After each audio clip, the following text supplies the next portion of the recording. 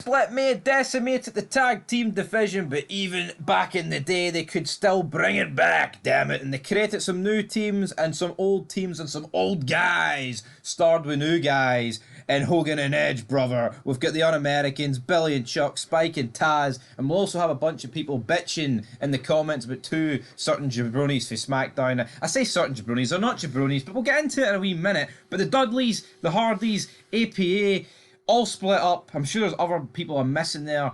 2002 wasn't a good year for tag teams because they all get split up. Yeah, none of these teams actually ended the year as a team. But before we talk about them, before we talk about who won, what tag teams do you think are missing for this list that people aren't happy about? Angle and Benoit. They were a team for like 2 months. No, it was boring. I'm sorry. I love Angle, right? And you know, maybe contrary to the opinion, I like Benoit. I respect Chris Benoit. I like Benoit, right? I'm looking at the guy solely as a wrestler, not what he did that weekend. It wasn't that good. They were wrestling every week or tag team week. It was boring. It was. I mean, whipping out the fucking the tag trophy. I don't care. You know what I mean? Does one weekend make him a bad person? No, but yeah, we're not here talking about that. No, this isn't Murderer of the Year 2007. This is Tag Team of the Year 2002. So. Exactly. So let's get into 647 votes, and with 41% coming in first place, we have Hulk Hogan and Edge. Look, good tag team for a short period of time. Nice to see the Hulkster teaming up with Edge. Cool moment to see Hulkster actually come down a peg and go into the tag team division and not just be a main event guy. Nice to see Hulk Hogan working alongside Edge. But I don't agree. No, I don't agree. But yeah, I'm not going to complain for people picking this. I think they've picked it because it's Hogan, right? And it was a great moment and had some decent matches. But as an overall tag team, I would disagree. Second place, we have 26%, Billy and Chuck. I mean, definitely a good option, I think. There's another option on this list that I think is worthy of being number one, but Billy and Chuck, I wouldn't complain if they won it. Yep, again, I like Billy and Chuck. They split up. I feel like their work almost got a bit stale towards the end. I don't know. I think the wedding happened and then it kind of just petered out. It was really weird, wasn't it? Yeah, once the fake wedding kind of killed them. Plus, I don't know, the wedding didn't really make a lot of sense to me. It's like we're gay, but we're not actually gay. The way they backed out as if it was all a joke all along, I didn't really understand it.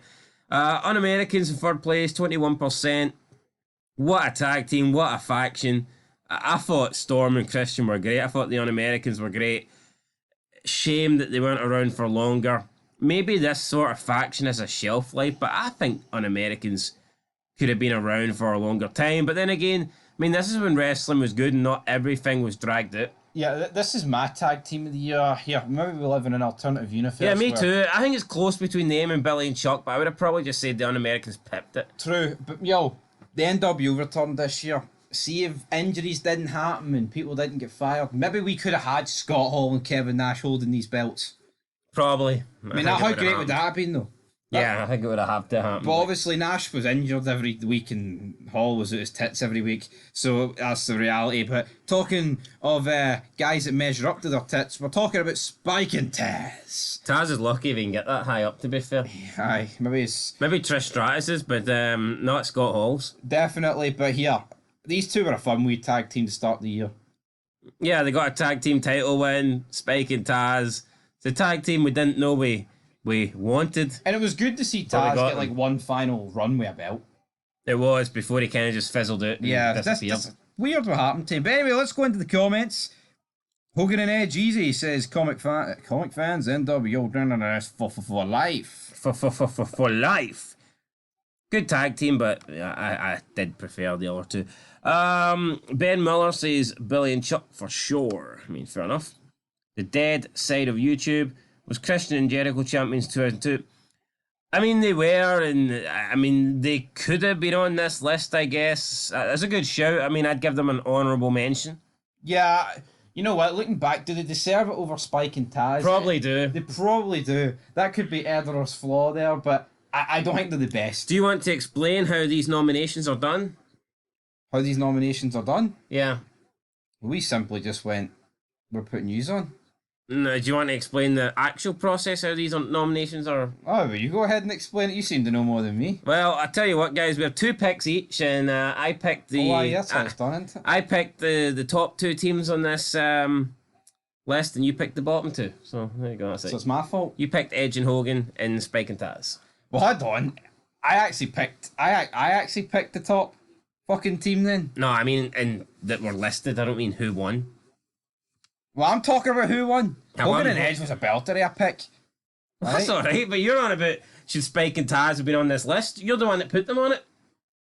Yeah, but they were like my personal. Well, that's all right then. But why are you turning around and saying, "Oh, editor's mistake" or whatever? Well, because what? Because I forgot how we did these things. All right.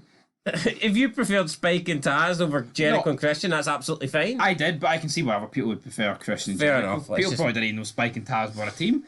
Joshua Bryan, Billy and Chuck easily, Honora Awesome, Anglin Benoit, Jenny by Ford says Hogan and Edge has to be the fanboys who didn't watch voting. Held for a month, Billy and Chuck were world news and won at Mania. World news. I believe Billy and Chuck were making a lot of headlines. Negative ones. Aye, pretty much. Gay ones. I tell you what, if they'd done that in 2024, though, they'd be making headlines for all the good reasons. They would, and yet Hogan and Edge was way bigger and more entertaining by far. Nice one. I mean, come on, obviously it's Hogan-like, but at the end of the day, Billy and Chuck was still good. Still entertaining. Come on. Jenny says, wow, how easy, wow, how easy is it when a 1 month win, no defences counts as the best? Must have low standards. What's the greatest tag team run for you? Men on a Mission? Jenny firing fucking shots there. Men on a Mission, certainly not the greatest tag team of all time, but tell you what, the greatest tag team, world's greatest tag team, I think they had one addition. Why are they not on this list? Yeah. Because they weren't tag champions. That is why. We then have Lord Wolf Dragon proving that the voters don't know their wrestling history. How the fuck is Hogan and Edge winning? That reign lasted like a week. Billy and Chuck were the best tag champs of 2002. But Easily. here's the thing, right? It's not necessarily who had the longest reign or who had the most title defenses. It's simply a preference. Yeah. It's whatever one you preferred. You can easily prefer a 1 month title reign over a 6 month title reign. By this logic, everyone has to think that Roman Reigns is the best champion of all time. Yeah, that's how it works. I disagree. Bruno Sammartino. I don't think Bruno Sammartino's run was interesting.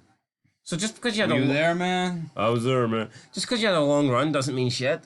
Yeah, I mean, Damian Priest has technically held it longer than Cody Rhodes. Now, we might think he has a better reign than Cody Rhodes, but a lot of people won't.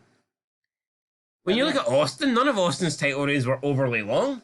Yeah, I mean, we've got a few comments here from Xavier saying that Kane and RVD and Kane and Hurricane could be on the list. Yeah, I mean, both of those teams could be on the list, but I mean, they kind of did start late, and Kane and RVD is very late, and Kane and Hurricane. It was I mean, pretty much Kane. fizzled it. It was Kane. Kane was in a Handicap. TLC match himself. It may as well have just been Kane. Look, nothing wrong. I like Kane teaming up with both of those guys, but I don't think they're worthy of being up. Maybe over Spike and Taz. Like, Aye, but anyway, guys, that is it. We're going for the Un-Americans here, closely followed by Billy and Chuck, then Hogan and Edge, and Spike and Taz. But I can see why people definitely think Jericho and Christian should be on the list. For me, Angle and Benoit was just very boring. We'd seen too much of them. yeah, the Un-Americans were cutting good promos every week, to be honest. So Yeah, good shit, man. I'd give them my Lance vote. Storm's best work in WWE, hands down. If I can be serious And for a moment. I think it revitalised Test as well. It did. I think after this he kind of nosedived with Scott Steiner, if I'm being honest. That feud was just fucking weird.